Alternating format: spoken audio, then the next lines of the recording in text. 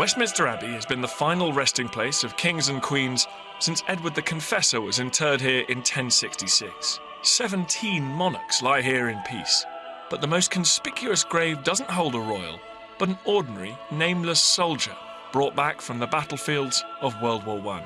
He was buried in 1920 with all the trappings of a state funeral. 1 million people filed past his coffin to pay their final respects. The grave of the unknown warrior, the first memorial of its kind ever, and now one that's been widely replicated around the world.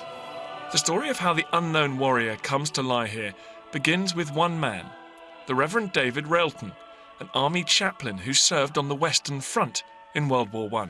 One night he'd come back from the front and he went to where he was billeted, and it was a comparatively still night. The guns were silent for once, and he went into the garden at the back, and about 5 or 6 feet from the back door there was a grave, and on the grave there was a simple white cross which was written in black penciled letters, an unknown British soldier.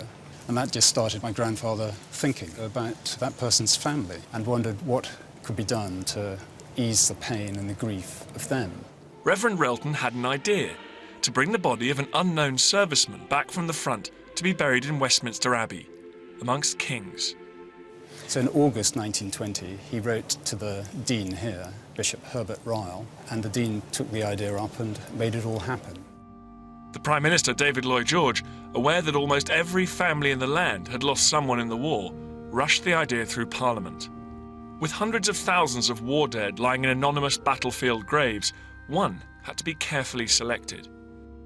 The really vital thing was that it had to be chosen completely at random. Everybody in Britain had to subscribe to the fact that it really could be their missing relative, their lost husband, son, father, who was buried in Westminster Abbey. Digging parties like this were sent out to 4 World War I battlefields.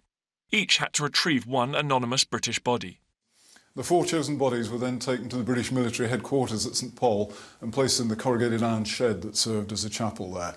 And then it was locked and left under armed guard until, for some bizarre reason, midnight, when the British commander of the forces left in France, entered the chapel and chose one of the 4 bodies at random. Why all sort of slightly melodramatic, the cloak and dagger secrecy?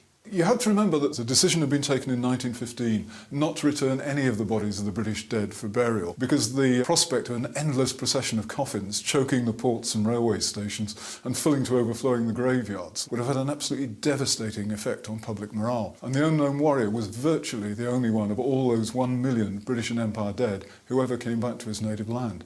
So for everyone in Britain, the tomb of the unknown soldier became the tomb and tombstone of their own lost loved ones. The body was shipped across the Channel and transferred to an oak casket.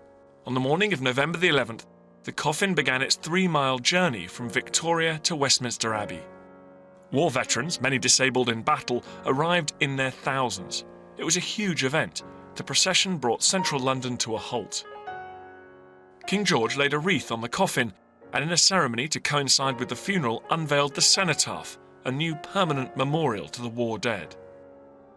Finally, the coffin arrived at Westminster Abbey.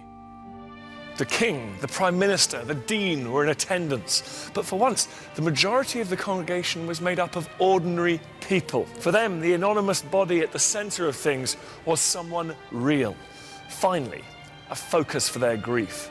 And Reverend Railton's simple idea had become a reality. I think the recognition for not just those who are unknown, but all those who had served, that there should be a place in the Abbey, as he would say, with the greatest of the land, was of great importance to him. They buried him among the kings because he had done good toward God and toward his house.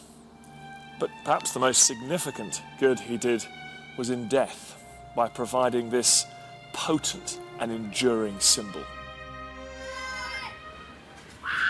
Well, what a story. Now we're joined by 2 of the